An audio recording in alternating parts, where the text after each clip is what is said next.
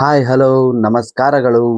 Welcome back to S P Suram life studio YouTube ಚಾನಲ್ಗೆ ನಿಮಗೆಲ್ಲ ಸ್ವಾಗತ ಸುಸ್ವಾಗತವನ್ನು ಕೋರ್ತಾ ಇದ್ದೀನಿ ಸ್ನೇಹಿತರೆ.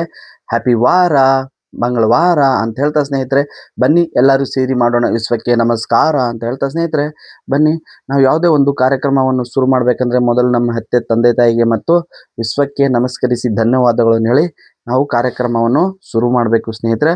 ಅದರಿಂದ ನಮಗೆ ಎಲ್ಲವೂ ಸಂತೋಷವಾಗಿ ಸುಖವಾಗಿ ಒಳ್ಳೆ ಲಾಭವನ್ನು ತರತಕ್ಕಂಥದ್ದು ಮಾಡುತ್ತೆ ಸ್ನೇಹಿತರೆ. ಸೊ ಬನ್ನಿ ಸ್ನೇಹಿತರೆ, ಇವತ್ತಿನ ವಿಡಿಯೋ ಶುರು ಮಾಡೋಣ ಸ್ನೇಹಿತರೆ. ಇವತ್ತಿನ ವಿಡಿಯೋದಲ್ಲಿ ನಾನು ನಿಮಗೋಸ್ಕರ ತಂದಿರೋದೇನಪ್ಪ ಅಂತಂದರೆ ನೋಡಿ, ನಾನು ಇದು ಸುಮಾರು ಒಂದು ಎಂಟು ಕಾಯಿಲೆಗಳಿಗೆ ವಾಸಿ ಮಾಡತಕ್ಕಂಥದ್ದು, ಒಂಥರ ಔಷಧಿ ಗುಣಮುಖ ಮಾಡೋತಕ್ಕಂಥದ್ದೇ ಅಂತ ಹೇಳ್ತಾ ಸ್ನೇಹಿತರೆ, ಇದರಲ್ಲಿರತಕ್ಕಂಥ ಅಂಶ ಬಹಳ ಅಪಾರ ಅಂದರೆ ಅಪಾರ, ಮತ್ತು ಇದು ನೀವು ದಿನನಿತ್ಯ ಬಳಕೆ ಮಾಡತಕ್ಕಂಥದ್ದು ಸೊಪ್ಪಾಗಿದೆ ಸ್ನೇಹಿತರೆ. ಸೊ ಇದರ ವಿಟಮಿನ್ಸ್ಗಳು ಮತ್ತು ಇದರಲ್ಲಿರೋ ಅಂಶಗಳು ನಾವು ತಿಳೋಕ್ಕಿಂತ ಮುಂಚೆ ಸ್ನೇಹಿತರೆ, ಬನ್ನಿ ನಾವು ಧ್ಯಾನವನ್ನು ಮಾಡ್ಕೊಂಬರೋಣ ಸ್ನೇಹಿತರೆ. ಧ್ಯಾನ ಪ್ರತಿನಿತ್ಯ ಆರೋಗ್ಯಕ್ಕೆ ಮತ್ತು ಸಂತೋಷಕ್ಕೆ ನೆಮ್ಮದಿಗೆ ನಾವು ಧ್ಯಾನವನ್ನು ಮಾಡಬೇಕು ಸ್ನೇಹಿತರೆ.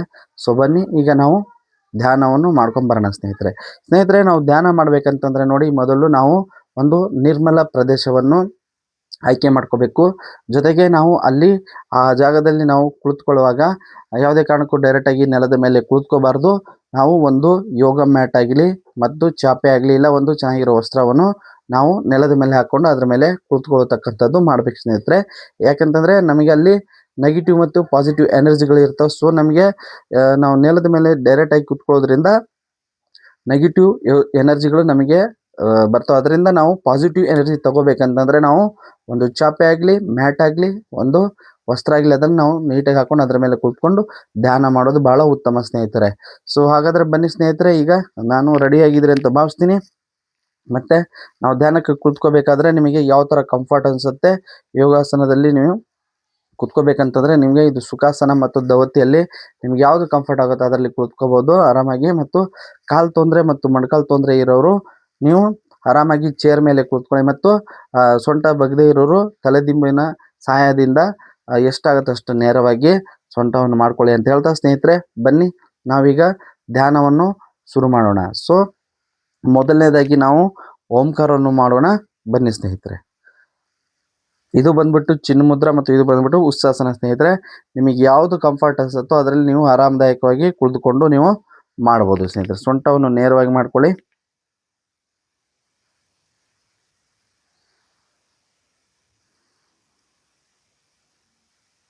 ನಿಧಾನವಾಗಿ ಉಸಿರು ತಗೊಂಡು ಓಂಕಾರವನ್ನು ಮಾಡೋಣ. ಬನ್ನಿ ಸ್ನೇಹಿತರೆ. ಓ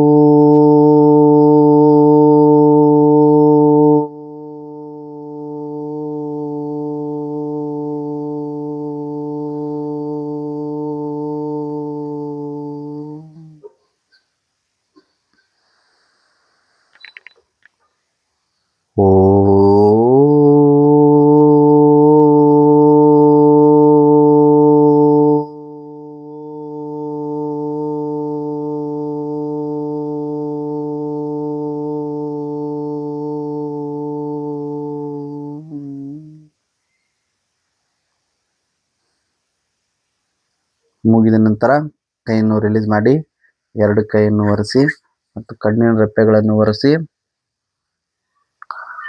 ಆರಾಮಾಗಿ ಕಣ್ಣನ್ನು ತೆರೆಯಿರಿ ಸ್ನೇಹಿತರೆ.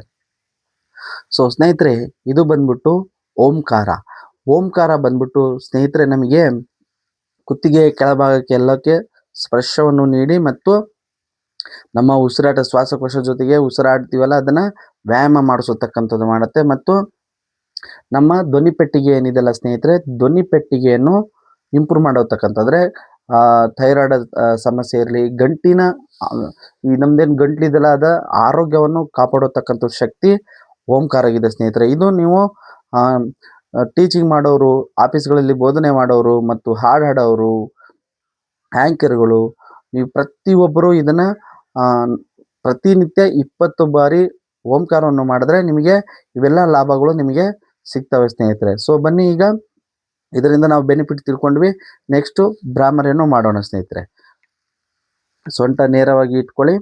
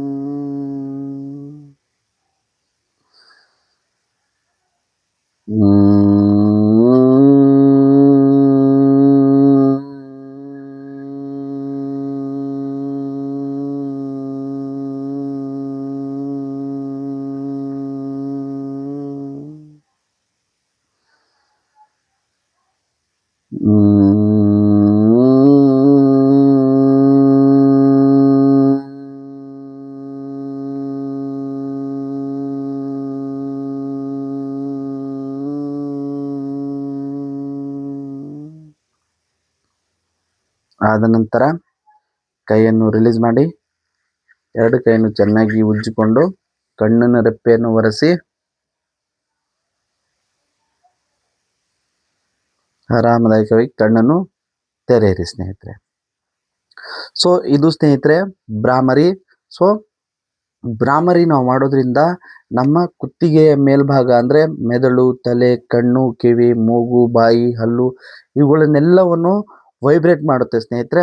ಅದರ ಜೊತೆಗೆ ಅದಕ್ಕೆ ವ್ಯಾಯಾಮ ಮಾಡೋತಕ್ಕಂಥದ್ದಾಗತ್ತೆ ಮತ್ತು ನೆಗೆಟಿವ್ ಥಾಟ್ಸನ್ನು ಡಿಲೀಟ್ ಮಾಡೋತಕ್ಕಂಥದ್ದು ಕೆಲಸ ಮಾಡುತ್ತೆ ಸ್ನೇಹಿತರೆ. ಮತ್ತು ನಿಮಗೆ ನಿದ್ರೆಹೀನೆ ಮತ್ತು ಏನೋ ಅರ್ಧ ತಲೆನೋವು, ಮೈಗ್ರೇನ್ ಅಂಥದ್ದು ಎಲ್ಲ ಸಮಸ್ಯೆ ದೂರ ಆಗಬೇಕಂತಂದ್ರೆ ನೀವು ದಯವಿಟ್ಟು ಭ್ರಾಮರಿಯನ್ನು ಪ್ರತಿನಿತ್ಯ 21 ಬಾರಿ ಮಾಡ್ಕೊಳ್ಳಿ ಸ್ನೇಹಿತರೆ. ನಿಮ್ಮ ಮೆಮೊರಿ ಪವರ್ ಹೆಚ್ಚಿಸುತ್ತೆ ಮತ್ತು ಜ್ಞಾಪಕ ಶಕ್ತಿ ಹೆಚ್ಚಿಸುತ್ತೆ ಸ್ನೇಹಿತರೆ. ಸೊ ಅದರಿಂದ ನೀವು ಪ್ರತಿನಿತ್ಯ ಭ್ರಾಮರಿ 21 ಬಾರಿ ಮಾಡ್ಕೊಳ್ಳೋದ್ರಿಂದ ನಿಮಗೆಲ್ಲ ಬೆನಿಫಿಟ್ಗಳು ನೀವು ಪಡೆಯಬಹುದು ಸ್ನೇಹಿತರೆ. ಈಗ ಓಂಕಾರ ಭ್ರಾಮರಿ ಆಯಿತು. ಓಂಕಾರ ಭ್ರಾಮರಿ ಮಾಡಿದ ನಂತರ ನಮ್ಮ ದೇಹ ದಣಿದಿರುತ್ತೆ, ಅದನ್ನು ರಿಲ್ಯಾಕ್ಸೇಷನಲ್ಲಿ ಮಾಡೋತಕ್ಕಂಥದ್ದು ಮಾಡ್ಬೇಕು ಸ್ನೇಹಿತರೆ. ರಿಲ್ಯಾಕ್ಸ್ ಮಾಡ್ಬೇಕಂತಂದ್ರೆ ನಾವು ಧ್ಯಾನದಲ್ಲಿ ಕುಳಿತುಕೋಬೇಕು. ಧ್ಯಾನ ಅಂತಂದ್ರೆ ಏನು ಸ್ನೇಹಿತರೆ? ನಮ್ಮ ದೇಹ ಮತ್ತು ಮನಸ್ಸನ್ನು ಒಂದುಗೂಡತಕ್ಕಂಥದ್ದು ಮಾಡೋದೇ ಧ್ಯಾನ. ಸೊ ಇದನ್ನು ಪ್ರತಿನಿತ್ಯ ನಾವು ಮಿತಿಯಾಗಿ ನಮ್ಮ ಮನಸ್ಸು ಮತ್ತು ದೇಹವನ್ನು ನಾವು ಒಗ್ಗೂಡಿಸೋದ್ರಿಂದ ಏನಾಗುತ್ತೆ, ನಮಗೆ ಆತ್ಮವಿಶ್ವಾಸ, ಆತ್ಮಸ್ಥೈರ್ಯ, ಏಕಾಗ್ರತೆ ಮತ್ತು ನಾವು ಆ ಮಾಡೋ ಇಡೀ ದಿನ ಆನಂದ, ಸಂತೋಷ, ಆರೋಗ್ಯವಾಗಿ ಆರಾಮದಾಯಕವಾಗಿ ಇರ್ಬೇಕು ಸ್ನೇಹಿತರೆ. ಸೊ ಇವೆಲ್ಲ ನೀವು ಪಡಿಬೇಕಂತಂದ್ರೆ ನೀವು ಪ್ರತಿನಿತ್ಯ 15ರಿಂದ 30 ನಿಮಿಷ ಧ್ಯಾನ ಮಾಡೋದು ಬಹಳ ಉತ್ತಮ ಸ್ನೇಹಿತರೆ. ಇದು ಒಂದು ನಿಮಗೆ ಇಡೀ ದಿನದ ಒಂದು ನಮ್ಮ ಬಾಡಿಗೆ ರೀಚಾರ್ಜ್ ಮಾಡತಕ್ಕಂಥದ್ದು ಸ್ನೇಹಿತರೆ. ಅದರಿಂದ ಪ್ರತಿನಿತ್ಯ ನಾವು ಬಾಡಿನ ರೀಚಾರ್ಜ್ ಮಾಡ್ತಾ ಮಾಡ್ತಾ ಏನಾಗುತ್ತೆ, ನಮ್ಮ ಬಾಡಿ ಆರೋಗ್ಯವಾಗಿರುತ್ತೆ. ಸೊ ಅದರಿಂದ ಪ್ರತಿನಿತ್ಯ ನೀವು ಧ್ಯಾನವನ್ನು ಮಾಡ್ಕೊಳ್ಳೋದು ಭಾಳ ಒಳ್ಳೆಯದು. ಸೊ ಈಗ ರಿಲ್ಯಾಕ್ಸನ್ನು ಮಾಡಬೇಕಂದ್ರೆ ನೋಡಿ, ಆರಾಮದಾಗಿ ಸೊಂಟವನ್ನು ನೇರ ಮಾಡಿಕೊಂಡು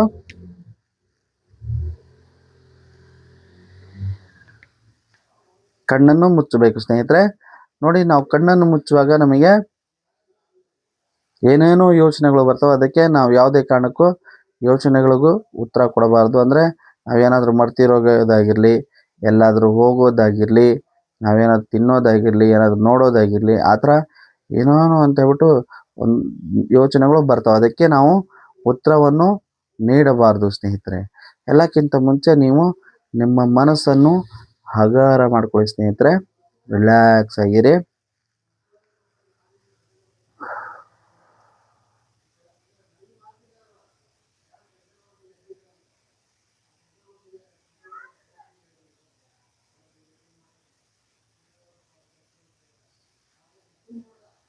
ನೀವು ಕಣ್ಣನ್ನು ಮುಚ್ಚಿದ ನಂತರ ತಲೆಯಿಂದ ಕಾಲವರೆಗೆ ಎಲ್ಲ ಭಾಗವನ್ನು ಒಂದೊಂದಾಗಿ ಗುರುತಿಸ್ಕೊಂಡ್ಬರ್ಬೇಕು ಸ್ನೇಹಿತರೆ. ನಮ್ಮ ದೇಹದಲ್ಲಿರೋ ಎಲ್ಲ ಭಾಗಗಳನ್ನು ನಾವು ಗುರುತಿಸ್ಕೊಂಡು ಬರೋದ್ರಿಂದ ಅವುಗಳ ಚಲನವಲನೆ ಮತ್ತು ಅವುಗಳ ಆರೋಗ್ಯದ ಬಗ್ಗೆ ನಾವು ಅರಿವನ್ನು ಪಡೆಯಬಹುದು ಸ್ನೇಹಿತರೆ.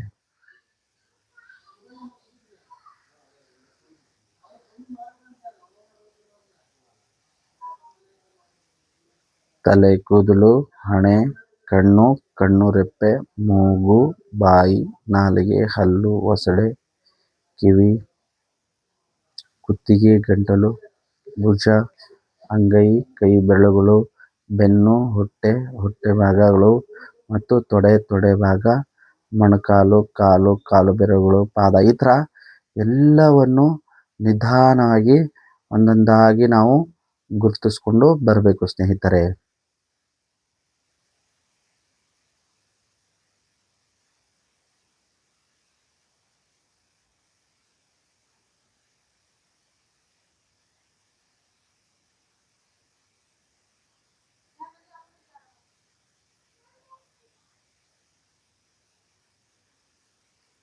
ರಿಲ್ಯಾಕ್ಸ್ ಆಗಿ ಕೂತ್ಕೊಳ್ಳಿ.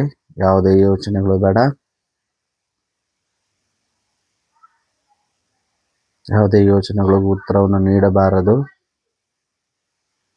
ನೋಡಿ ಸ್ನೇಹಿತರೆ, ನಿಮ್ಮ ದೇಹದಲ್ಲಿರೋ ಎಲ್ಲ ಭಾಗಗಳನ್ನು ಗುರುತಿಸ್ತಾ ಬರುವಾಗ ಸೊಂಟ ಬಗ್ಗಿರುತ್ತೆ. ಸೊಂಟವನ್ನು ನೇರವಾಗಿ ಮಾಡ್ಕೊಳ್ಳಿ. ಈಗ ನಮ್ಮ ಉಸಿರಾಟದ ಮೇಲೆ ಗಮನವನ್ನು ಇರಿಸಬೇಕು. ನೋಡಿ, ನಮ್ಮ ಮೂಗು ಈಗ ನಿಧಾನವಾಗಿ ಉಸಿರಾಡ್ತಾ ಇರುತ್ತೆ ಸ್ನೇಹಿತರೆ.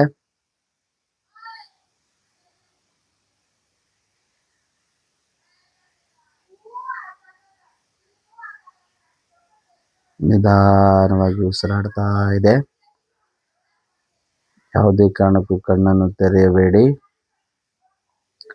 ಯೋಚನೆಗಳು ಬರ್ತಾ ಇದ್ರೆ ಅದಕ್ಕೆ ಉತ್ತರವನ್ನು ನೀಡಬೇಡಿ.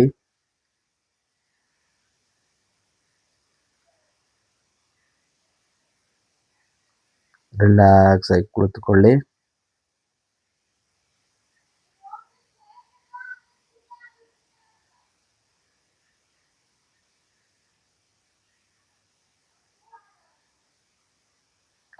ಪ್ರತಿನಿತ್ಯ ಧ್ಯಾನ ಮನ ಉಲ್ಲಾಸ, ಆನಂದ, ಸಂತೋಷವನ್ನು ಕೊಡತಕ್ಕಂಥದ್ದು ಮಾಡುತ್ತೆ.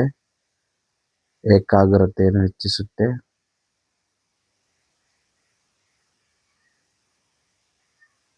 ಆತ್ಮಸ್ಥೈರ್ಯ, ಆತ್ಮವಿಶ್ವಾಸ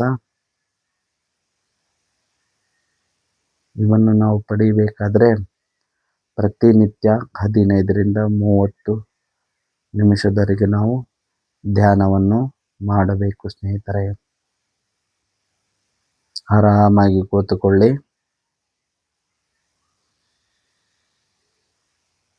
ನೀವು 10 ನಿಮಿಷ ಮಾಡ್ತಾ ಇದ್ದೀರೋ, 20 ನಿಮಿಷ ಮಾಡ್ತಾ ಇದ್ದೀರೋ, 30 ನಿಮಿಷ ಮಾಡ್ತಾ ಇದ್ದೀರೋ, ಅದಾದ ನಂತರ ಕೈಯನ್ನು ರಿಲೀಸ್ ಮಾಡಿ 2 ಕೈಯನ್ನು ಉಜ್ಜಿಕೊಂಡು ಕಣ್ಣಿನ ರೆಪ್ಪೆಗಳನ್ನು ಒರೆಸಿ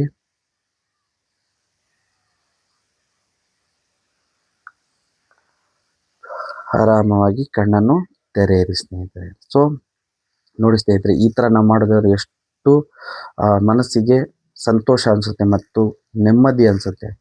ಆಮೇಲೆ ನಾವು ಧ್ಯಾನವನ್ನು ಮಾಡುವಾಗ ಒತ್ತಡವನ್ನು ಯಾವುದೇ ಕಾರಣಕ್ಕೂ, ಒತ್ತಡ ಆಗಿರಲಿ, ಆತಂಕ ಆಗಿರಲಿ, ಭಯವಾಗಿರಲಿ, ಇವನ್ನೆಲ್ಲ ದೂರ ಮಾಡತಕ್ಕಂಥದ್ದು ಮಾಡುತ್ತೆ ಮತ್ತು ನಮ್ಮ ಇಡೀ ದೇಹವನ್ನು ಶಾಂತಿಗೊಳಿಸತಕ್ಕಂಥದ್ದು ಮಾಡುತ್ತೆ ಸ್ನೇಹಿತರೆ. ಸೊ ಇದು ಪ್ರತಿನಿತ್ಯ ನಾವು ಮಾಡೋದ್ರಿಂದ ನಮಗೆ ಆ ಇಡೀ ದಿನ ನಾವು ಮಾಡೋ ಕೆಲಸಗಳ ಮೇಲೆ ಫೋಕಸ್ ಇಡತಕ್ಕಂಥದ್ದು ಮತ್ತು ನೆನಪಿನ ಶಕ್ತಿ, ಕೆಟ್ಟ ಯೋಚನೆಗಳು ದೂರ ಮಾಡತಕ್ಕಂಥದ್ದು. ಯಾವ ಕೆಲಸ ನೀವು ಯಾವ ಗೋಲನ್ನು ಇಟ್ಕೊಳ್ತೀರ ಅದನ್ನು ಆಗದೇ ಇರತಕ್ಕಂಥದ್ದನ್ನು ಆಗಬೇಕು ಅನ್ನೋದಕ್ಕಂಥ ಒಂದು ಶಕ್ತಿ ಕೊಡತಕ್ಕಂಥದ್ದು ಧ್ಯಾನ ಸ್ನೇಹಿತರೆ. ಸೊ ಅದರಿಂದ ಪ್ರತಿನಿತ್ಯ ಧ್ಯಾನ 15ರಿಂದ 30 ನಿಮಿಷದವರೆಗೆ ಮಾಡಿ ಅಂತ ಹೇಳ್ತಾ, ಬನ್ನಿ ಸ್ನೇಹಿತರೆ. ಈಗ ನಾವು ಓಂಕಾರ ಬ್ರಹ್ಮ ರಿಲ್ಯಾಕ್ಸೇಷನ್ ಮಾಡಿದ್ದೀವಿ. ಸೊ ಸ್ನೇಹಿತರೆ, ಪ್ರತಿನಿತ್ಯ ಒಂದು ವಿಡಿಯೋ ಜೊತೆಗೆ ನಿಮಗೆ ಹೊಸ ಹೊಸ ಟಿಪ್ಸ್ಗಳು, ಹೆಲ್ತ್ ಟಿಪ್ಸ್ಗಳನ್ನು, ಇನ್ಕ್ರೆಡಿಬಲ್ ಹೆಲ್ತ್ ಟಿಪ್ಸ್ಗಳನ್ನು ನಾನು ನಿಮಗೆ ತಿಳಿಸ್ಕೊಡ್ತಾ ಇದ್ದೀನಿ. ಅವುಗಳ ಬಗ್ಗೆ ನೀವು ತಿಳ್ಕೊಂಡಿದ್ರೆ ಒಳ್ಳೆಯದು. ಯಾರಿಗೆ ಇದ್ರ ಬಗ್ಗೆ ಮಾಹಿತಿ ಇಲ್ಲೋ ದಯವಿಟ್ಟು ಇದನ್ನು ಅಳವಡಿಸ್ಕೊಳ್ಳಿ ಮತ್ತು SP ಸೂರ್ಯ ಎಂಬ್ಲಾಯ್ ಸ್ಟುಡಿಯೋ ಯೂಟ್ಯೂಬ್ ಚಾನಲ್ ಫ್ಯಾಮಿಲಿಗೆ ಜಾಯ್ನ್ ಆಗಿ ಫ್ಯಾಮಿಲಿ ಮೆಂಬರ್ ಆಗಿರಿ ಅಂತ ಹೇಳ್ತಾ, ಎಲ್ಲರೂ ಧ್ಯಾನ ಮಾಡಿ ಆರೋಗ್ಯವಾಗಿರಿ ಸ್ನೇಹಿತರೆ. ನೋಡಿ, ನಾನು ಇವತ್ತು ನಿಮಗೆ ತಂದಿರತಕ್ಕಂಥದ್ದು ಸ್ನೇಹಿತರೆ, ಈ ಸೊಪ್ಪು ಮತ್ತು ಈ ಸೊಪ್ಪಲ್ಲಿ ಬಹಳ ಅಂದರೆ ಬಹಳ ಅಂಶಗಳು ಒಳಗೊಂಡಿದ್ದಾವೆ ಸ್ನೇಹಿತರೆ. ಇದನ್ನು ನಿಮಗೆ ಕೆಲವರಿಗೆ ಇದ್ರ ಬಗ್ಗೆ ಮಾಹಿತಿ ಇರ್ಬೋದು, ಕೆಲವರಿಗೆ ಮಾಹಿತಿ ಇಲ್ಲದೆ ಇರ್ಬೋದು. ಸೊ ಈ ವಿಡಿಯೋ ನಿಮಗೆ ಸಖತ್ ಹೆಲ್ಪ್ ಮಾಡತ್ತೆ ಅಂತ ಹೇಳ್ಬಿಟ್ಟು ಹೇಳ್ತೀನಿ. ಅದಕ್ಕಿಂತ ಮುಂಚೆ ಸ್ನೇಹಿತರೆ, ನಾವು ಆಹಾರನ ತಗೊಳ್ತೀವಿ, ನಮಗೆ ಜೀರ್ಣಕ್ರಿಯೆ ಬಹಳ ಮುಖ್ಯ ಸ್ನೇಹಿತರೆ. ಸೊ ಜೀರ್ಣಕ್ರಿಯೆ ಮತ್ತು ನಮ್ಮ ಹೊಟ್ಟೆಯಲ್ಲಿರೋ ಎಲ್ಲ ಅಂಗಾಂಗಗಳನ್ನು ನಾವು ಆರೋಗ್ಯ ಮತ್ತು ಅದನ್ನು ವ್ಯಾಯಾಮ ಮಾಡಿಸತಕ್ಕಂಥದ್ದು ಅಂತಂದ್ರೆ ಸ್ನೇಹಿತರೆ, ನಮಗೆ ಕಪಾಲಭಾತಿ ಪ್ರಾಣಾಯಾಮ ಮಾಡ್ಬೇಕು ಸ್ನೇಹಿತರೆ. ಸೊ ನಾವು ಕಪಾಲಭಾತಿ ಪ್ರಾಣಾಯಾಮ, ಕಪಾಲಭಾತಿ ಅಂತಂದರೆ, ಕಪಾಲ ಅಂತಂದರೆ ತಲೆ, ಭಾತಿ ಅಂದರೆ ಬೆಳಕು ಸ್ನೇಹಿತರೆ. ನಮ್ಮ ಮೆದುಳಿಗೆ ಬೆಳಕು ನೀಡತಕ್ಕಂಥ ಶಕ್ತಿ ಈ ಕಪಾಲಭಾತಿ ಪ್ರಾಣಾಯಾಮ ಇದೆ ಸ್ನೇಹಿತರೆ. ಸೊ ಇದರ ಬಗ್ಗೆ ನಾನು ಪೂರ್ತಿ ಧ್ಯಾನದಿಂದ ಓಂಕಾರ ಬ್ರಹ್ಮರಿ ರಿಲ್ಯಾಕ್ಸೇಷನ್ ಧ್ಯಾನವಾದರೆ ಪ್ರಾಣಾಯಾಮಗಳು, ಮುದ್ರಾ ಪ್ರಾಣಾಯಾಮಗಳು ಎಲ್ಲವೂ SP ಸೂರ್ಯ ಎಂಬ್ಲಾಯ್ ಸ್ಟುಡಿಯೋ ಯೂಟ್ಯೂಬ್ ಚಾನಲ್ ನಿಮಗೆ ಸಿಗುತ್ತೆ ಸ್ನೇಹಿತರೆ. 1-2 ವಿಡಿಯೋಗಳು ನೋಡೋದ್ರಿಂದ ನಿಮಗೇನು ಉಪಯೋಗ ಆಗಲ್ಲ. ದಯವಿಟ್ಟು ಎಲ್ಲ ವಿಡಿಯೋಗಳನ್ನು ಒಂದೊಂದಾಗಿ ನೋಡಿ ಮತ್ತು ಅದರಲ್ಲಿ ನಾನು ಈ ಪ್ರಾಣಾಯಾಮ ಹೇಗೆ ಮಾಡಬೇಕು, ಮುದ್ರಾ ಪ್ರಾಣಾಯಾಮಗಳು ಹೇಗೆ ಮಾಡಬೇಕು, ಯಾವ ಸಮಯದಲ್ಲಿ ಮಾಡಬೇಕಂತ ಎಲ್ಲವೂ ನಾನು ಕನ್ನಡದಲ್ಲಿ ಸ್ಪಷ್ಟವಾಗಿ ತಿಳಿಸ್ಕೊಟ್ಟಿದ್ದೀನಿ. ದಯವಿಟ್ಟು ವಿಡಿಯೋಗಳು ನೋಡಿ ಅದನ್ನು ಅಭ್ಯಾಸ ಮಾಡ್ಕೊಳ್ಳಿ ಸ್ನೇಹಿತರೆ. ಬನ್ನಿ ಈಗ ನಾವು ಕಪಾಲಭಾತಿ ಪ್ರಾಣಾಯಾಮವನ್ನು ಮಾಡೋಣ ಸ್ನೇಹಿತರೆ. ನೋಡಿ, ಕಪಾಲಭಾತಿ ಪ್ರಾಣಾಯಾಮ ನಾವು ಮಾಡಬೇಕಂತಂದರೆ ನೋಡಿ, ಕೈಯನ್ನು ಮೊದಲು ಈ ಥರ ಇಟ್ಕೊಳ್ಳಿ.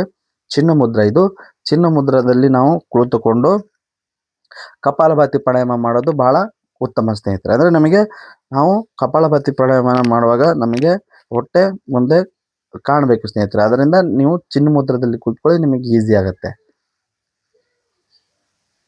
ನಿಧಾನವಾಗಿ ಉಸಿರನ್ನು ತಗೊಳ್ಳಿ. ನಿಧಾನವಾಗಿ ಉಸಿರು ತಗೊಂಡು ನೋಡಿ, ನಾನು ಮಾಡ್ತೀನಿ, ಈ ಥರ ಮಾಡ್ಕೊಳ್ಳಿ ಸ್ನೇಹಿತರೆ.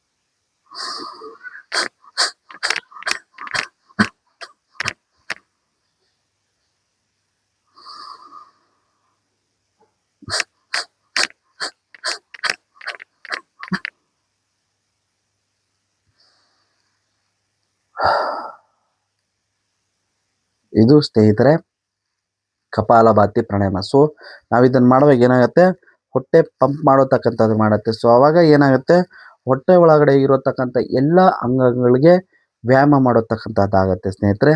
ಅಂದರೆ ನಮಗೆ ಲಿವರ್ ಇರ್ಬೋದು, ಹಾರ್ಟ್ ಇರ್ಬೋದು, ಕಿಡ್ನಿ ಇರ್ಬೋದು, ಚಿಕ್ಕ ಕರಳು, ದೊಡ್ಡ ಕರಳು, ಶ್ವಾಸಕೋಶ, ಜೀರ್ಣಾಂಗ, ಸೊ ಎಲ್ಲವನ್ನು ವ್ಯಾಯಾಮ ಮಾಡಿಸತಕ್ಕಂಥದ್ದು ಆಗತ್ತೆ ಸ್ನೇಹಿತರೆ. ಅದರಿಂದ ಇದನ್ನು ಗರ್ಭಧಾರಣೆ ಇರೋರು ಮತ್ತು ಏನು ಮೆಡಿಕೇಶನ್ ನೀವು ಟ್ಯಾಬ್ಲೆಟ್ಗಳು ತಗೋತಾ ಇದ್ರೆ, ಇಲ್ಲ ನಿಮಗೆ ಶ್ವಾಸಕೋಶದ ಏನಾದ್ರು ತೊಂದರೆಗಳಿದೆ ಅಂದರೆ ಡಾಕ್ಟರ್ಗಳ ಸಲಹೆ ಮೇರೆಗೆ ಮಾಡ್ಕೊಳ್ಳಿ ಸ್ನೇಹಿತರೆ. ಮತ್ತು ಎಲ್ಲರೂ ಚೆನ್ನಾಗಿ ಮಾಡಿಕೊಂಡ್ರೆ ನಿಮಗೆ ಹೊಟ್ಟೆಯ ಎಲ್ಲ ಅಂಗಾಂಗಗಳು ಆರೋಗ್ಯವಾಗಿರ್ತವೆ. ಯಾವಾಗ ನಮ್ಮ ಹೊಟ್ಟೆಯ ಅಂಗಾಂಗಗಳು ಎಲ್ಲ ಚೆನ್ನಾಗಿರ್ತವೆ, ನಮ್ಮ ತಲೆ ಕೂಡ ಅಷ್ಟು ಶುದ್ಧವಾಗಿ ಕೆಲಸ ಮಾಡತಕ್ಕಂಥದ್ದಾಗುತ್ತೆ ಸ್ನೇಹಿತರೆ. ಸೊ ಇದು ಆಗಿತ್ತು ಇವತ್ತಿನ ವಿಡಿಯೋದಲ್ಲಿ ಧ್ಯಾನದ ಬಗ್ಗೆ. ಮತ್ತು ಬನ್ನಿ ಸ್ನೇಹಿತರೆ, ನಾವು ಈಗ ಇವತ್ತು ತಂದಿರತಕ್ಕಂಥ ಸೊಪ್ಪಿನ ಬಗ್ಗೆ ನಿಮಗೆ ನಾನು ತಿಳಿಸ್ಕೊಡ್ತೀನಿ. ನೋಡಿ ಸ್ನೇಹಿತರೆ, ಇದು ಬಂದ್ಬಿಟ್ಟು ಇದನ್ನು ನೀಟಾಗಿ ನೋಡ್ಕೊಳ್ಳಿ. ಸೊ ಇದು ನೀವು ಕೆಲವೊಬ್ಬರು ಇದನ್ನು ಉಪಯೋಗಿಸ್ತಾ ಇರ್ತೀರಾ, ಮತ್ತು ಕೆಲವೊಬ್ಬರು ಇದರ ಬಗ್ಗೆ ಮಾಹಿತಿ ಗೊತ್ತಿಲ್ಲ ಸ್ನೇಹಿತರೆ.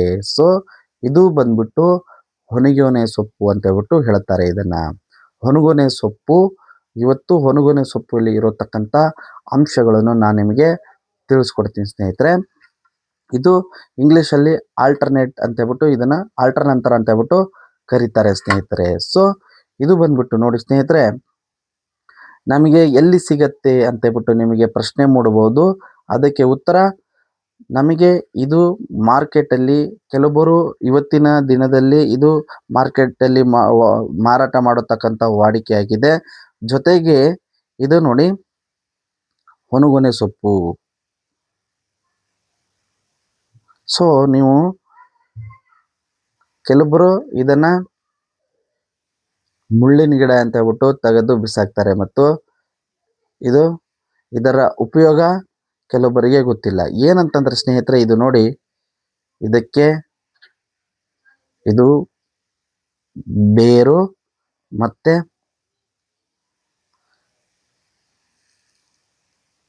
ಮತ್ತೆ ಇದು ಹೂವುಗಳು, ಮತ್ತು ಇದು ಚಿಕ್ಕ ಚಿಕ್ಕ ಸೊಪ್ಪು ಸ್ನೇಹಿತರೆ. ಸೊ ಇವುಗಳ ಸೊಪ್ಪುಗಳು ಅಂದ್ರೆ ಇದು ನೋಡಿ, ಹೊನಗೊನೆ ಸೊಪ್ಪು ಇದು ಅಡಿಯಿಂದ ಮೂಡಿಯವರಿಗೆ. ನಾನೇನು ಹೇಳ್ತೀನಿ ನಿಮಗೆ, ಧ್ಯಾನ ಮಾಡುವಾಗ ನಾವು ಒಂದು ನೆನಪು ಮಾಡ್ಕೊಳ್ತೀವಿ, ಅಡಿಯಿಂದ ಮೂಡಿಗೆ ಅಂದ್ರೆ ನಮ್ಮ ತಲೆ ಕೂದಲುದಿಂದ ಹಿಡಿದು ಪಾದದವರೆಗೆ ಸ್ನೇಹಿತರೆ.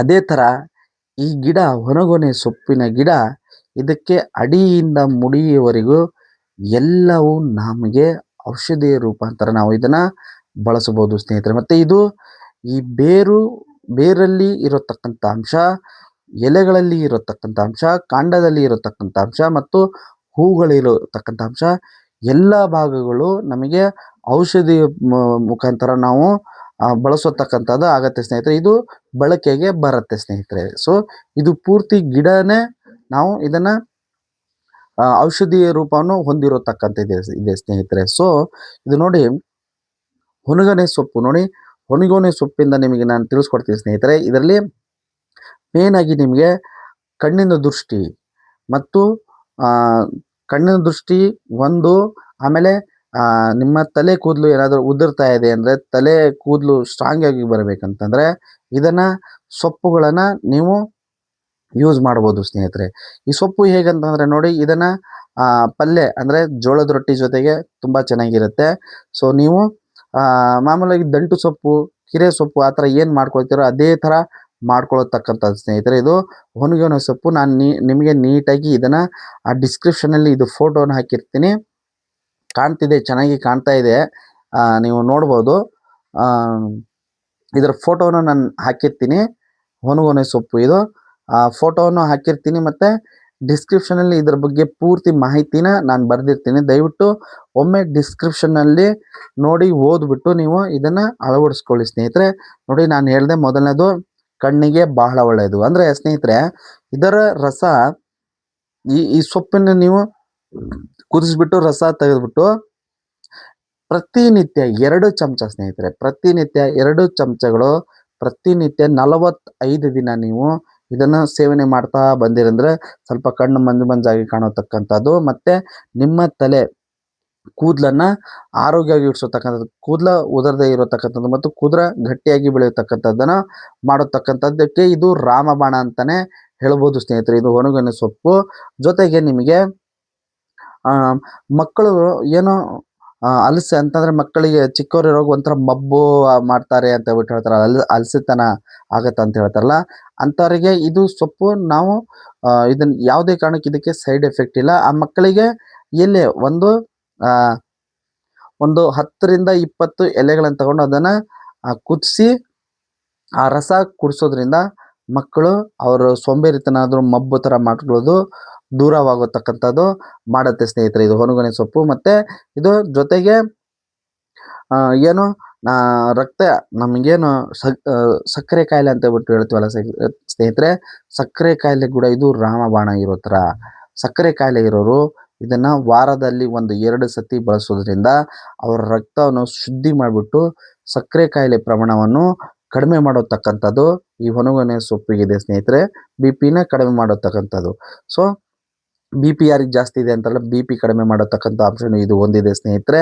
ಅದರ ಜೊತೆಗೆ ನೆನಪಿನ ಶಕ್ತಿ, ನಮಗೆ ನೆನಪಿನ ಶಕ್ತಿ ಬೇಕಲ್ಲ, ನೆನಪಿನ ಶಕ್ತಿ ಕೂಡ ಈ ಸೊಪ್ಪಲ್ಲಿ ತಗೊಳ್ತಕ್ಕಂಥ, ಮತ್ತು ನಮ್ಮ ಹೊಟ್ಟೆ ಭಾಗದಲ್ಲಿ ಜೀರ್ಣಕ್ರಿಯೆನ ಬಹಳ ಆರೋಗ್ಯವಾಗಿಡಿಸತಕ್ಕಂಥದ್ದು ಈ ಸೊಪ್ಪಲ್ಲಿದೆ ಸ್ನೇಹಿತರೆ. ಮತ್ತು ಇದು ನೋಡಿ, ಹೊನಗೊನೆ ಸೊಪ್ಪಿನ ರಸ ಮತ್ತು ಮೂಲಂಗಿ ಸೊಪ್ಪಿನ ರಸವನ್ನು ಎರಡನ್ನು 2 ಚಮಚ ನಾವು ಆ ರಸವನ್ನು ಖಾಲಿ ಹೊಟ್ಟೆಯಲ್ಲಿ ಸೇವನೆ ಮಾಡೋದ್ರಿಂದ ಮೂಲವ್ಯಾಧಿ ಅನ್ನೋದು ದೂರ ಆಗತಕ್ಕಂಥದ್ದು ಮಾಡುತ್ತೆ ಸ್ನೇಹಿತರೆ. ಅಷ್ಟು ಶಕ್ತಿ ಇದು ಹೊನಗೊನೆ ಸೊಪ್ಪು ಹೊಂದಿದೆ. ಜೊತೆಗೆ ಮತ್ತು ಏನು ಹೆಣ್ಣು ಮಕ್ಕಳಿಗೆ ಮುಟ್ಟಿನ ಸಮಸ್ಯೆ ಅಂತ ಏನು ಹೇಳ್ತಾರಲ್ಲ, ಆ ಮುಟ್ಟಿನ ಸಮಸ್ಯೆ ಕೂಡ ದೂರ ಮಾಡತಕ್ಕಂಥದ್ದು ಶಕ್ತಿ ಈ ಹೊನಗೊನೆ ಸೊಪ್ಪಿಗಿದೆ ಸ್ನೇಹಿತರೆ. ಮತ್ತು ನಮಗೆ ಚರ್ಮದ ಕಾಯಿಲೆಗಳು, ಏನಾದರೂ ಗುಳ್ಳಿಗಳು ಆಗೋತಕ್ಕಂಥದ್ದು, ಮತ್ತು ಕಜ್ಜಿ ಅಂತ ಏನು ಹೇಳ್ತೀವಲ್ಲ, ಕಜ್ಜಿಗೆ ಮತ್ತು ಇಡೀ ನಮ್ಮ ಸ್ಕಿನ್ಗಳಿಗೆ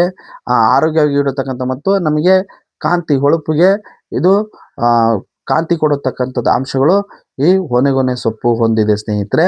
ಸೊ ಅದಾಗಿ ನಾನು ಇದನ್ನು ಫೋಟೋ ನೀಟಾಗಿ ತೆಗೆದು ಮತ್ತು ನಿಮಗೆ ಡಿಸ್ಕ್ರಿಪ್ಷನಲ್ಲಿ ನೀಟಾಗಿ ಇದರ ಬಗ್ಗೆ ಬರೆದಿರ್ತೀನಿ. ಸೊ ದಯವಿಟ್ಟು ಇದನ್ನು ವಾರದಲ್ಲಿ ನೀವು 2 ಸತಿ, ಕೆಲವರಿಗೆ ಏನು ಇದ್ರ ಬಗ್ಗೆ ಮಾಹಿತಿ ಗೊತ್ತಿಲ್ಲೋ ಇದನ್ನು ನೋಡಿ. ಯಾಕೆಂತಂದರೆ ಇದು ನಮಗೆ ಒಂಥರ ನಮಗೆ ಸಿಕ್ಕಿದೆ ಅಂತಂದರೆ ಇದು ನಮಗೆ ಅಮೃತ ಅಂತಲೇ ಹೇಳ್ಬೋದು ಸ್ನೇಹಿತರೆ. ಅದರಿಂದ ಸೊ ಇದನ್ನು ವಾರದಲ್ಲಿ 1-2 ಸತಿ ನೀವು ಇದನ್ನು ನೀವು ಸಾಂಬಾರು ಥರ ಆದರೂ ಮಾಡ್ಬೋದು, ಅಂದರೆ ರಸಮ್ ಟೈಪ್ ಆದರೂ ಮಾಡ್ಬೋದು.